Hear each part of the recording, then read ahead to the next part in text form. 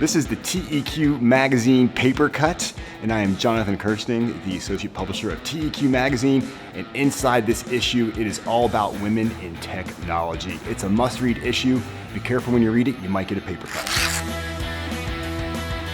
On the cover, so excited to have the one and only, the definitive Esther Bush, and this woman has done amazing work over her career to ensure tech can flourish here in Pittsburgh. If we meet everybody where they are, train them to be what we need them to be, Pittsburgh could be a model city in this country. It's so much that we can do if we don't care about who gets the credit and just do it because it's appropriate and the right thing to do.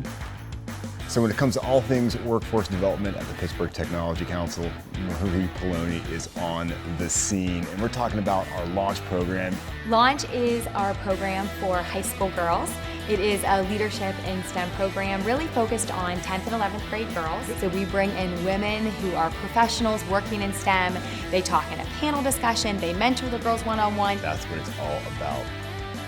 When I think about Launch and the impact, what really stood out is it was more than just a tutoring session. It was, hey, let me find my purpose. We don't realize how impactful we are to other people. Exactly. So this is Allison Kaharick from the Pittsburgh Tech Council. She leads up all of our women's programming here. Tell me more about the Edge Women's Leadership Program. It's a 9-month commitment. You are investing in yourself, or your company is investing in you. So you go in one person, you come out another in a really good way. It kind of shifts the way you think or have been taught or raised, or the way you build a network or the way you've worked in the past. And it really will help you if you're kind of trying to get that restart in your career or your life.